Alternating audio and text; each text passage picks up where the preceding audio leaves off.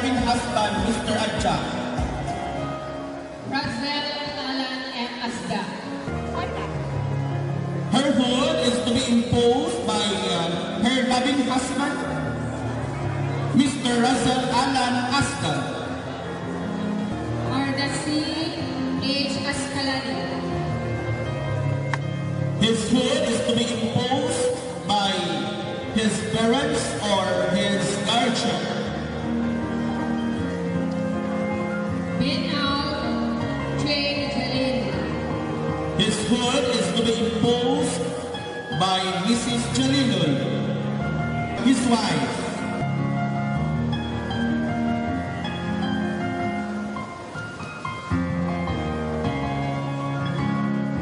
Thank you so much and congratulations.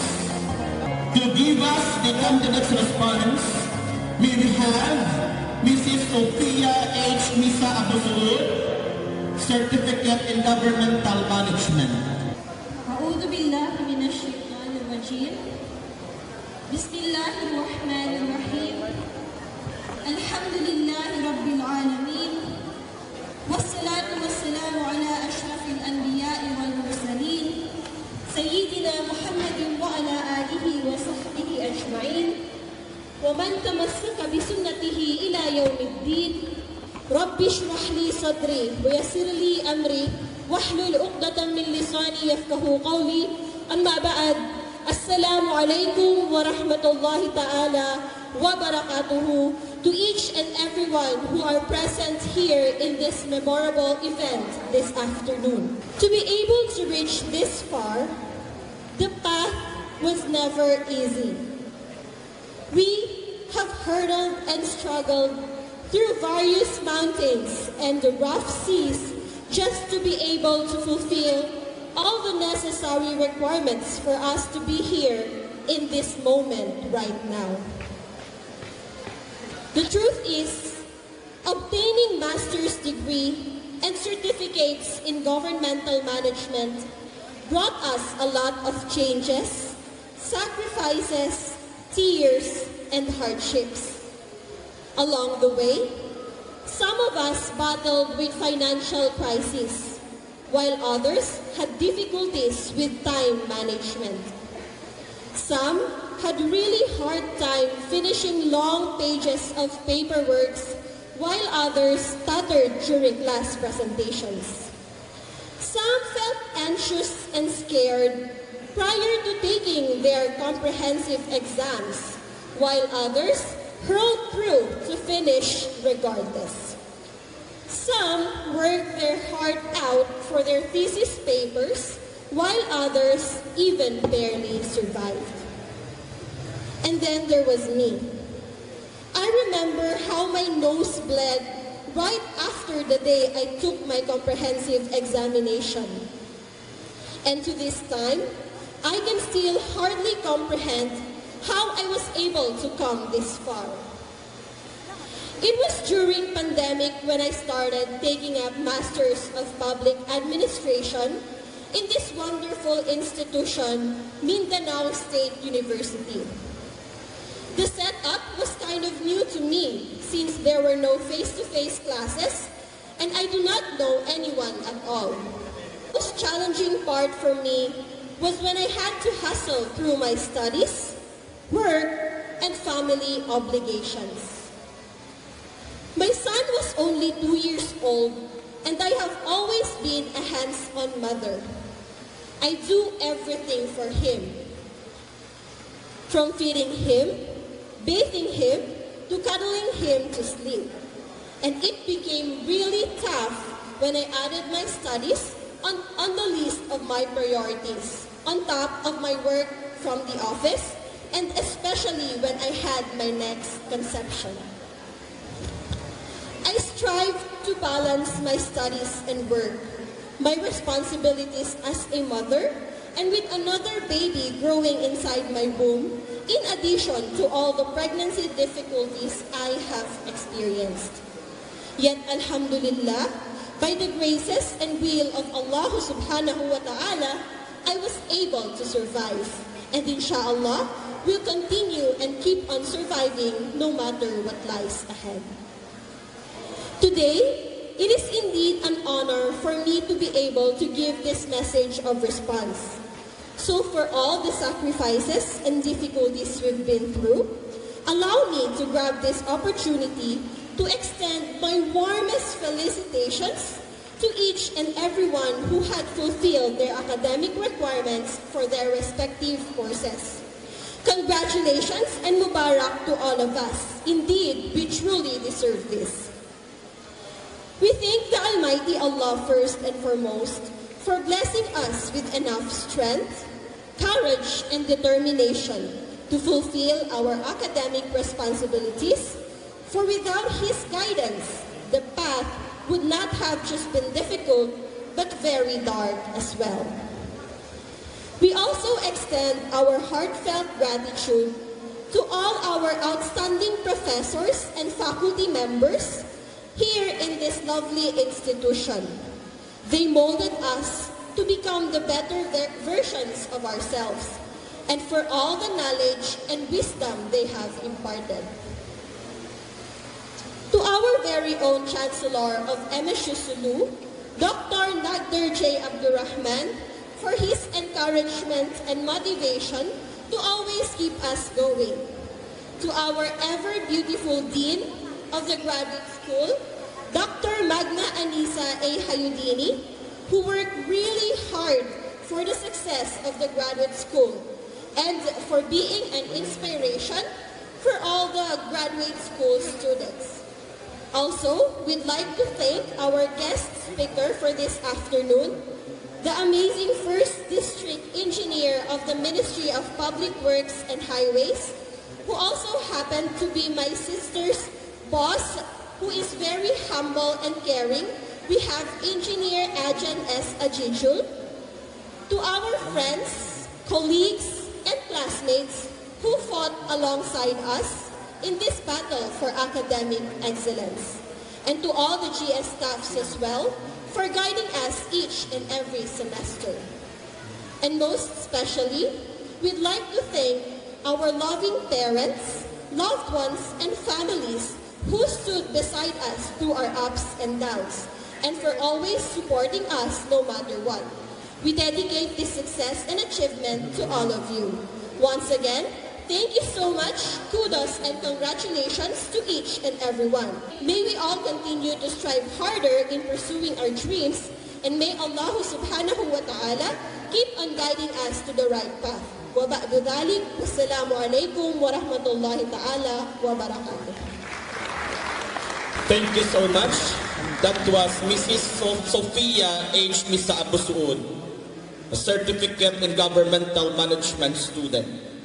This time, ladies and gentlemen, is the introduction to the guest speaker. To do the honor, may we have Dr. Magna Anisa Ami Hayudini, the Grad School Dean. Bismillahirrahmanirrahim. Assalamualaikum warahmatullahi ta'ala wal barakatuhu.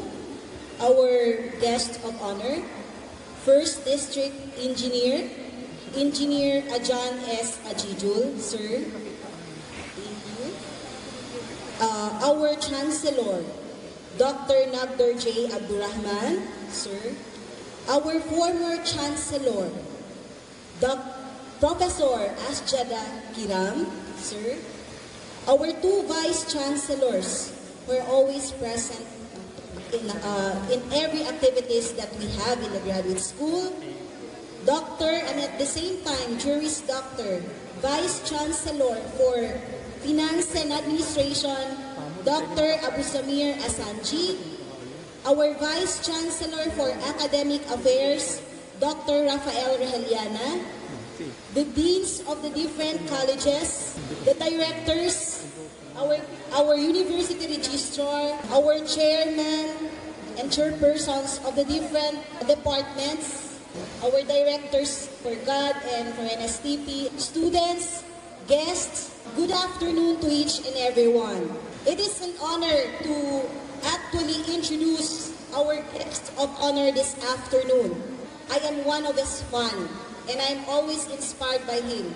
In the class, I always he is always part of my class lectures because of his achievements, good performance, and governance that he is always doing in the province of Sulu, especially in the 1st district of province of Sulu. Our guest of honor is one of the best performing district engineering office who received the award for calendar year 2021 project implementation. He also previously being awarded as the most outstanding performer in the field of financial management and administrative management.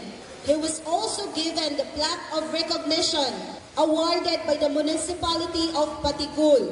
He was also a recipient of plaque of recognition given by the 32nd Infantry Battalion. He also received a plaque of recognition given by the 11th Alakdan Division. He is also the recipient of plaque of recognition given by the 1103rd Infantry Police Brigade, plaque of recognition given by the 1102nd Infantry Ganarul Brigade. And at the same time, he is also a recipient of plaque of appreciation given by Patikul LGU. He is also a recipient of plaque of appreciation given by the various schools in the province of Sulu during the Ministry Performance Assessment Conference, or known as IMPACT, in Regional Office, Cotabato City. The NPW Sulu 1st District Engineering Office, under the leadership of our guest of honor for this afternoon, was recognized as the top performer district office in the BARM provinces. Wow, amazing. He also plays a vital role in the success of the Balik Barangay program, which is very crucial for peace and order in the province of Sulu.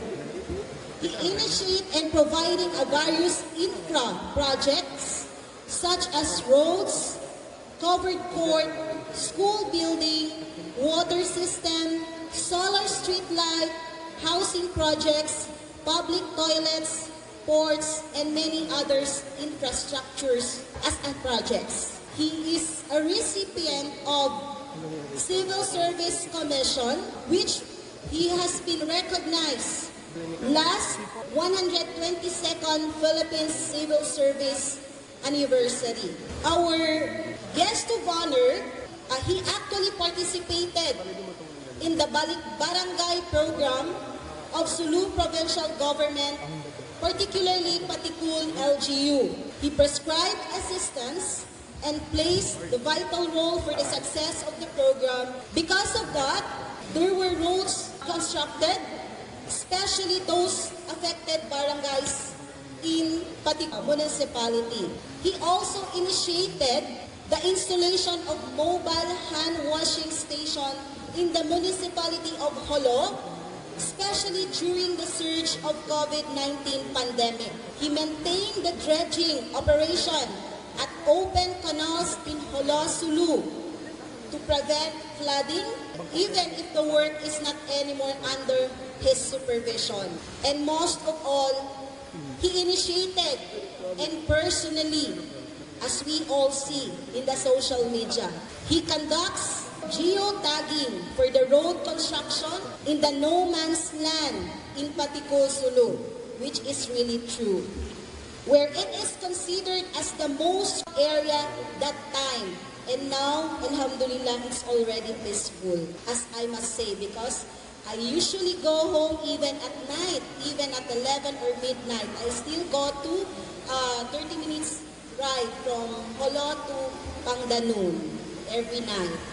So I can say that Sulu is already now at peace, alhamdulillah. Where it is considered as the most critical area in the province of Sulu, he actually helped in the promotion, peace and order by providing infrastructures that help road to market places for every individuals in the municipality of Patikul.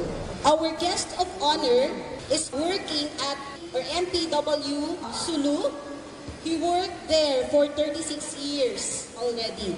He graduated in elementary at Camp Andres Central Elementary School, ლიƙ쏘ᴜᴜ, and being awarded as first honorable mention. In his high school, he earned at Dayang-Dayang Haji Piandao Memorial High School, ლიƙ쏘ᴜᴜ. In his college level, he acquired that in our institution. He earned the general education and at the same time proceeded to BS Civil Engineering at MSU Marawi. His children are the following: Verzan Albar Ajijul, Laarni Albar Ajijul, Iniza Albar Ajijul, and John Hezam Albar Ajijul. He is married to Mrs. Ferdausha Albar Ajijul, a school nurse at Sheikh Mustafa Elementary School. He is the son of Ajijul Simihad and Bari Ajijul, native of municipality of. He was born at Camp Andres ლიƙ쏘ᴜᴜ. He is 60 years old and happily married and very successful.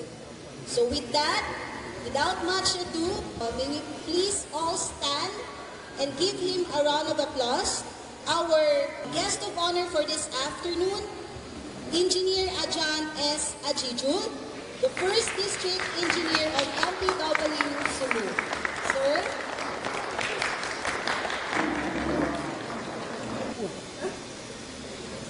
Para tataas yun. Auzubillahiminasyaitanirrajim. Please be seated. Bismillahirrahmanirrahim. Alhamdulillah, magsakulto siya naman biya. Very nice introduction alone. My courtesy and respect to the very active Chancellor of MSU SULU, Dr. Nagderji Abdurrahman, Sir. Vice Chancellor, Dr. Rafael Riliana, my kababayan from ლიƙ쏘ᴜᴜ. Professor Abu Samer Asanji, Sir. Dr. Magna Anisa Hayudini, Dean of the Graduate School, Ma'am. Sir Jas Asjada Kiram, former Chancellor of Mindanao State University. Other members of the administrative officials, faculty, student and friends, ladies and gentlemen, Assalamualaikum warahmatullahi ta'ala wabarakatuh. On this peaceful day, it is of course a moment of joy and gratitude.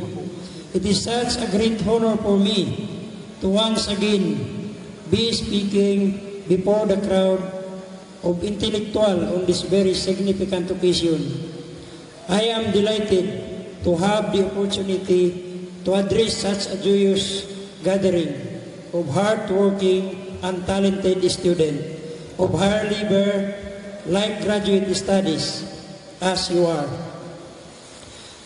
And it is with great pleasure and enthusiasm to be joining in the intensity of emotion, filling this spacious gymnasium as you are about to bid this institution farewell and take on new challenges. I heartily thank Mindanao State University SULU for this opportunity as a grateful alumnus of this prestigious institution. I believe that when it comes to academic talk, the listeners are perhaps more knowledgeable than the speaker. However, no one can claim to have mastered all the knowledge and sciences. In this case, I would like to share to you a little insight accordingly to principle of success are applicable to everyone. In all situations, first is the principle of preparation, and secondly is sustainability. This gives us the direction and strategic tools we need for accomplishing target goals in life, be it social, economic, political, and spiritual.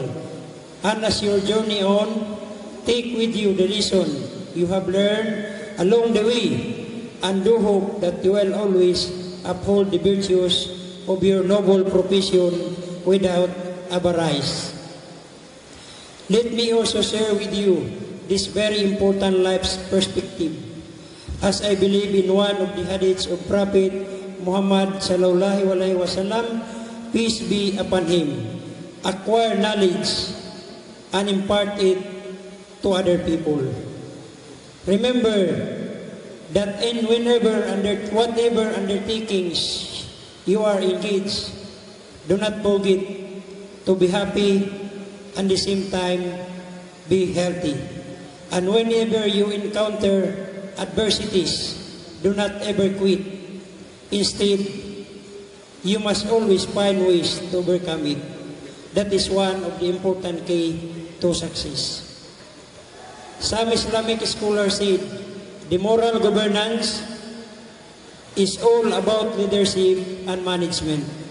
Supervisors and subordinate, candidates and voters, public servants and public service, inclusively and exclusively, association and dissociation, among others, based in the Quran and Sunnah. The advancements of ethics and moral values in good governance, such as legality of government action, rationality in policy making and decision making, evolving in a sense of responsibility, ensuring accountability, strengthening work commitment, creating excellent, facilitating spirit of individuals, organizational goals, and developing responsiveness, bringing the transparency and elevating integrity. Modesty aside, as you can observe, we continue to uphold to our commitment in public service. We are aware that excellent peace and development are not acquired overnight, but with proper preparation and execution, there is always a greater result. Let us continue to make more preparation in any legal means and take those with good care through sustainable commitment. Over and above all, let us commend foremost the MSU SULU, of course headed by the active Chancellor, Dr. Abdurrahman, for leading towards academic excellence, to our local leaders, for supporting educational programs, and to all stakeholders who have contributed much to make Sulu society, inshallah, great again. I believe that we have already started the journey to peace and development. Let us work together as we have always been to sustain what we have achieved, and let us continuously explore alternatives and welcome avenues to make a difference. Today, you join the ranks of those who dedicate their lives to a field of study, a profession as educated practitioners. You take with you your memories of examination that seem designs more to raise endurance and perseverance than mastery of the subject matter. Your faculty members have been here right beside you as they mentored and worked for you to earn your degree. It has been said, if you cannot be grateful to mortal men whom you can see, how can you be grateful to God whom you cannot see? It is for this reason that I sincerely thank the entire MSU faculty for their contributions and mentors, coaches, and friends. Lastly, I would like to thank all the families and friends gathered here this afternoon who encouraged and supported you as you work towards your degrees and merits. In particular, as I finish my thought today, I would especially like to thank MSU, my beloved alma mater, as I leave you with this word of wisdom from Eleanor Roosevelt. The futures belong to those who believe in the beauty of their dreams. I had my humble share of believing this. So it is now your turn. Mauli, magsukulapan na betinyo, and advance congratulations kanyo katan. Magsukul. Thank you so much, our fraternal brother, Eagle Engineer Ajan S. Ajijul Alhads. At this juncture, ladies and gentlemen, it's the awarding of the certificate in token to our guests of honor. Allow me to read the citation. Bismillahirrahmanirrahim, Republic of the Philippines, Bangsamoro Autonomous Region, Mindanao, Mindanao State University, SULU. Certificate of appreciation is hereby awarded to Engineer Ajan S. Ajijul Alhads, the first district engineer province of Sulu, in grateful recognition of his proven commitment, dedication, and invaluable support to the success of the fourth pre-graduation ceremony as the guest of honor, given this 25th day of January 2023 at Mindanao State University, SULU, Patikul, SULU, Philippines, 7401. Signed, Dr. Magna Anisa A. Hayatini, Dean of the Graduate School. Signed, Dr. Nagdir J. Abdurrahman, Chancellor 2. Signed, Dr. Rafael R. Haliana, Vice Chancellor for Academic Affairs. May I invite once again our guest of honor, and of course our dear Chancellor, our equally brilliant Vice Chancellor, our Campus Secretary, the deans of the different colleges, to present the awards, to present the certificate to our guest of honor.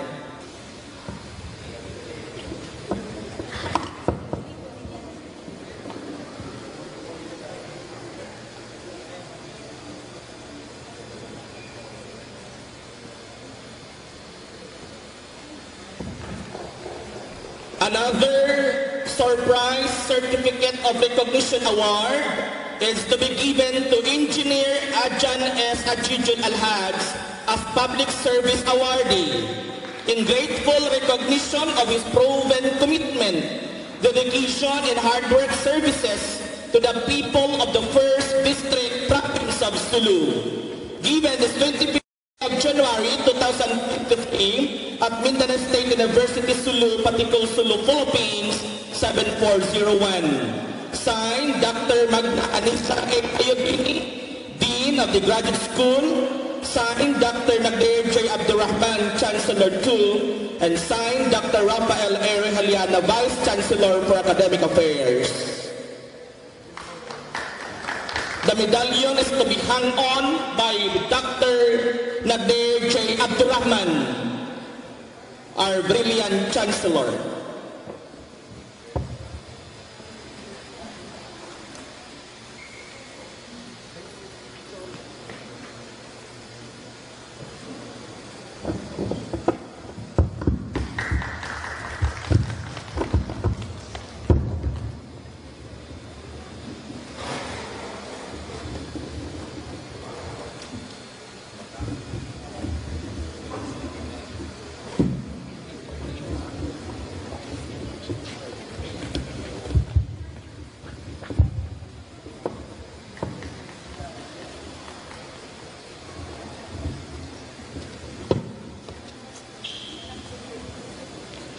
Thank you so much and congratulations, Eagle Engineer Ajan S. Ajijul Alhads.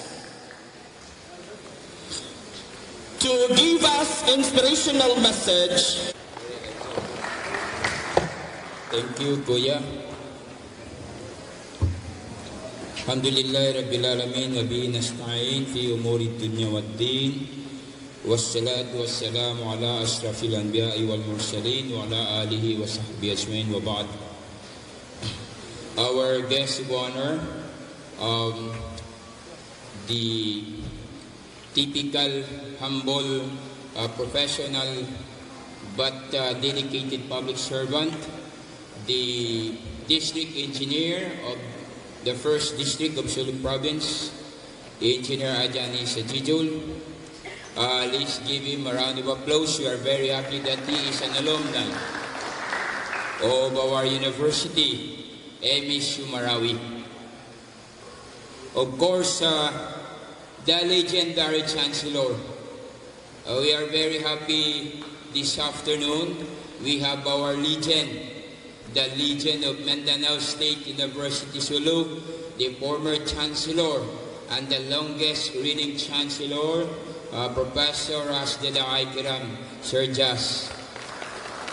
Thank you, sir, for coming. I am so glad that you are here. I was reminded the time when you taught us the principles and values of how a certain chancellor would like to lead the university campus, and we truly adopt that principle. Thank you, Sir Jas, for mentoring us. Our Vice Chancellor for Academic Affairs, Dr. Rafael Iriliana, Vice Chancellor for Admin and Finance, Dr. Ḻ�겸ᴜᴜ Sanji. Of course, allow me to mention the Dean of the Graduate School, Dr. Magna Anisa Hayudini, Deans of the different colleges, directors, faculty members. Ito po yung staff natin, university officials, our prospective graduates, the candidates for graduation. Hopefully that I would be able to present that this coming January 31 at Marawi City. Good afternoon, our parents. Assalamualaikum warahmatullahi ta'ala wabarakatuh. Ang karay sa Jaco, it's in the late in the afternoon. It says that the journey to success is quite long. Much more that if we will journey the life from the stage of success to the stage of being significant, making ourselves very, very relevant to the call of the times and to the needs of society is such an arduous challenge that every one of us should take. You and I are mandated to take that. Parents are mandated to take that. Professionals, our teachers, and the university, your chancellor, are obliged to take that. I just would like to pose two questions. One is, where do we stand now? And the second one is, what is the role to play for each of us? You as our prospective graduates. If we will try to look and ponder the first question, where do we stand? Where do we stand in the midst of economic crisis today, brought about by international crisis, the crisis that we have experienced very recently, the skyrocketing of oil prices that we have caused about by cartel, by monopoly, by the war in Ukraine. If you try to go to public, to the town of Bulo, you can see that Navarra will bump against tricycle drivers. Magdugtol in Navarra, iwan tricycle drivers. Thousands of sikat drivers will bump against big bike of the very rich and well-to-do businessman. Try to look at the town of Bulo, you will see hundreds of beggars. The number of beggars are increasing. This is a very, very challenging on our part. You go to Busbus. Sino ba ang taga Busbus? Ito po si Bika from Busbus. Port area, Tulay. I am living in Tulay, in a squatter area for 48 years. And the whole city, Alat. There are thousands of children who have been dropped from the school for the reason that they could not afford to finance despite the free education provided by our government. There are thousands also of newly born babies died without seeing the faces of the doctors. If you go to Gimba, to Mainbong, to Indanan, to Talipao, thousands of farmers who have been striving, as Alvin Toffler was saying, that is a hand-to-mouth economy. Now you harvest, now you earn, and now you spend. Sometimes it is called prosumers. They produce and they consume. My colleagues, my fellow professional, where do we stand? Saan ba tayo? And the recent pandemics, where did we stand? Second question is, what is our role? I think I have nothing to inspire you, but rather look at this guy, our guest of honor, Sir Ajanda. Well, thank you for completing the 40 million dormitory to Mindanao State University SULU. This is a treasure to the Bangsasu and the rest of the Bangsamoro children who really want to stay with us and their college education. I was informed by our campus secretary ng Nasir Nax, alhamdulillah, operational na in 2 weeks, donated and facilitated by our engineer, Sir Ajan Isajidul. Thank you, sir. What is the role that shall we play? Shall we be like Rosa Parks, who ignited the protest in America for freeing Americans' Negro slavery? Or we may be like Nelson Mandela, who stood for truth and was in prison for 25 years and became president of South Africa? Or will be like Gandhi, who initiated the non-violent protest in India for the Indian liberation and independence? Or we may be like Muhammad Yunus, an Indian economist and a Nobel Peace Awardee, who tried to look at things from various perspectives and answer the economic crisis that we have. Well, whatever the role that we may play, we should play that with deeper commitment and look at and question the purest of our intention as professional. Sometimes ako magkwan-kwan sa ako, Sir Ajan, I do some reflections lang kuno ay sabi na contribute ko pa society, especially to the youth where I am living dito kami hatulay. Sometimes I said, mara insignificant ako hatulay kasi educator ako, chancellor ako sa Mindanao State University, SULU, yet there are still many of our youth and tulay who have not gone to college education here in MSU, SULU. I said that I lack the role as chancellor and my personal capacity. And this is it. There are many youth who migrated to neighboring Sabah, Malaysia, just because some of us in the university or some in the educational sector fail to play the role, our role, the role of educator, providing the better access to our youth today. We are very happy that you have succeeded in your choosing career and try to look at and journey from the stage of success to the stage of significance, so that in a small capacity, our humble capacity, we will be able to contribute to the positive change that our youth today needs. Really, they really needs us. Ḻʻōpaśuk really needs us all. Bangsamoro really needs us all. I would like to end, lang ko kay Bika, pangkaray adya ko to, kasi mapun na. I would like to end. It says, one scholar once said, that unexamined life is not worth living. Let us always examine at the end of every day if we have done our role. Understand, we affirm, comes from the purest of our heart, the purest of our intention, so that we will be making positive contribution to our very own pasub. Mahuli, wassalamualaikum warahmatullahi wabarakatuh. Thank you and congratulations. Thank you so much, Dr. Nadir J. Abdurrahman, our dear Chancellor. This time, ladies and gentlemen, is the awarding ceremony to our dear awardees. May I invite Dr. Rafael A. Rejaliana, the Vice Chancellor for Academic Affairs, and to be assisted by Dayang Hartini K. Junhan, the University Registrar.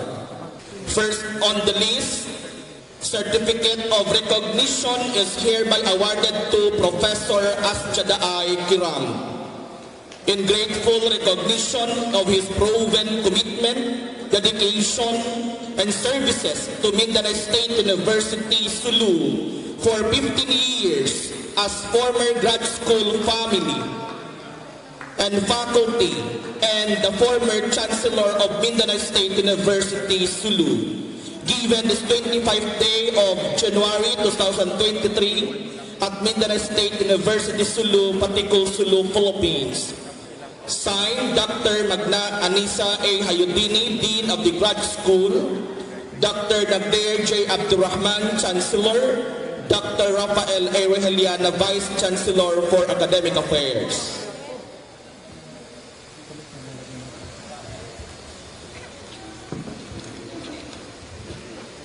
Best in Thesis Awardee, Alwenda Shu, Master of Arts in Nursing.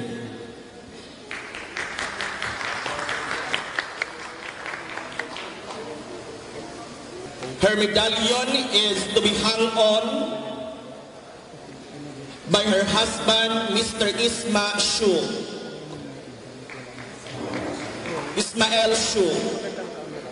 Best Presenter Awardee, Aden Tala,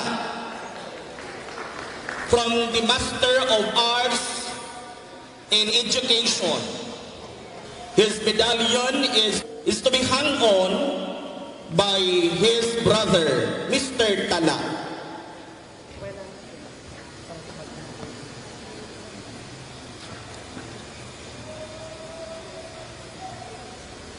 Leadership Awardees, Miss Rosalinda Amil.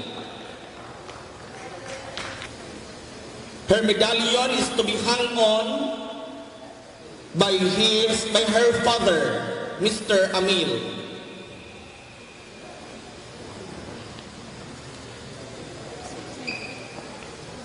Yunus Lakibul, another leadership awardee. Graduate School Service Awards, Al-Sharif H. Jaafar.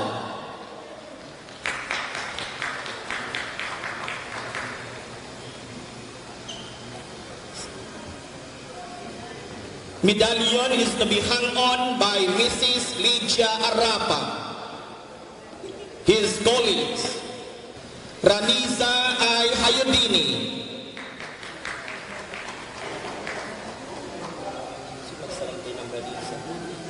her medallion is to be hung on by her husband, Police Officer Melham Hayudini. Melda M. Amin. Her medallion is to be hung on by Professor Hadja Merhama Shamma, the Dean of the College of Agriculture.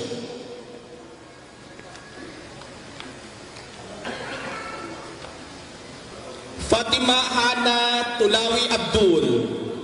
Her medallion is to be hung on by Hadja Shalamari Tulawi Abdul, her loving mother.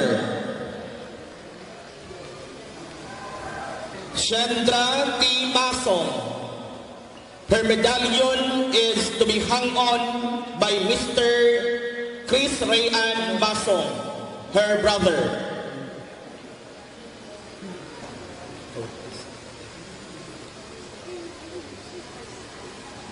Last but not the least, Dr. Rufaida Eddin Amin. Her medallion is to be hung on by the Dean of the Grad School, Dr. Magna Anisa Amin Hayudini.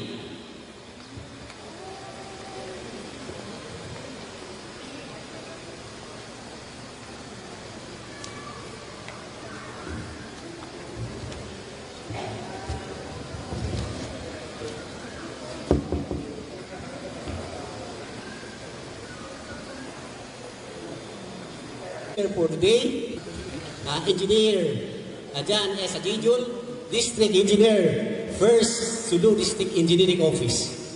Our former Chancellor, Professor Asjada Kiram.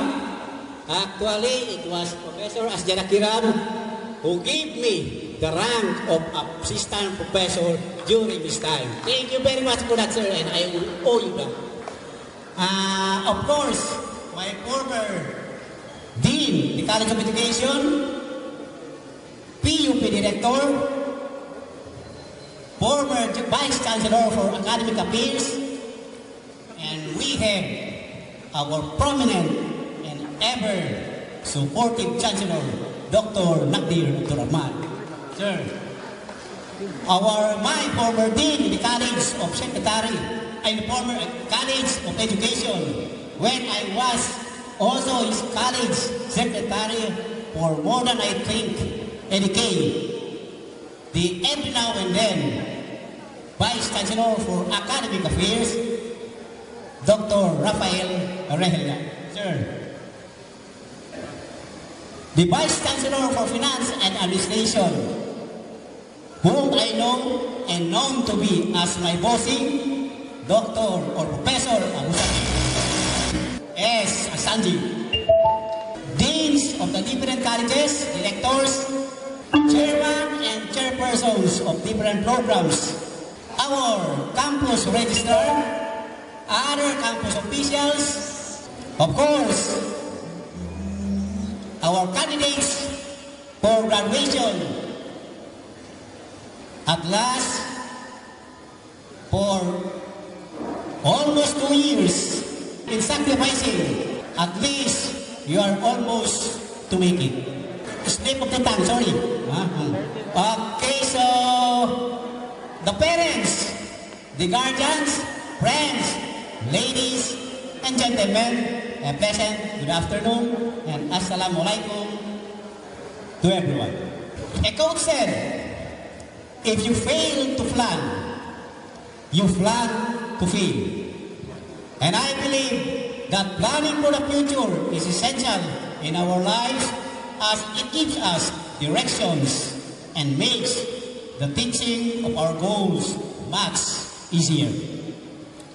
And part of planning for the future is having a bachelor's degree.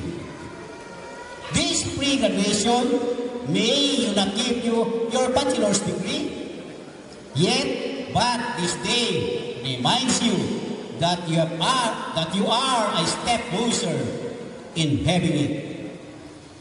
To all candidates for graduation, I want you to congratulate in advance for a job well done.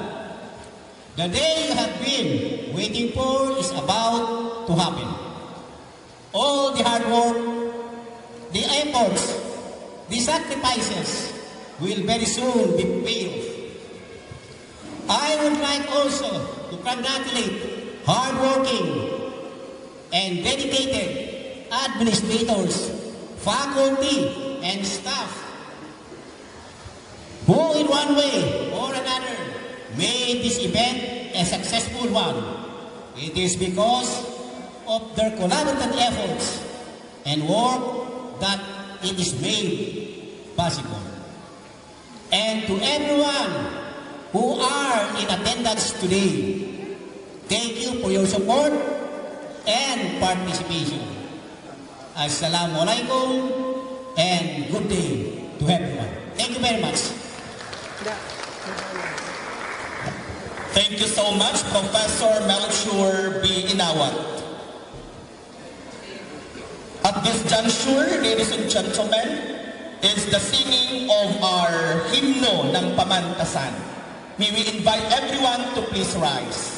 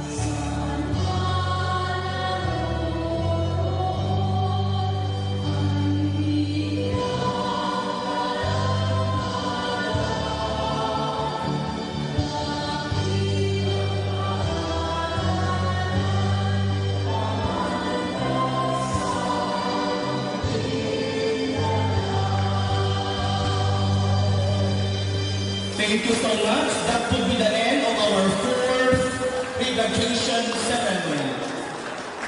I have to welcome you for the afternoon program.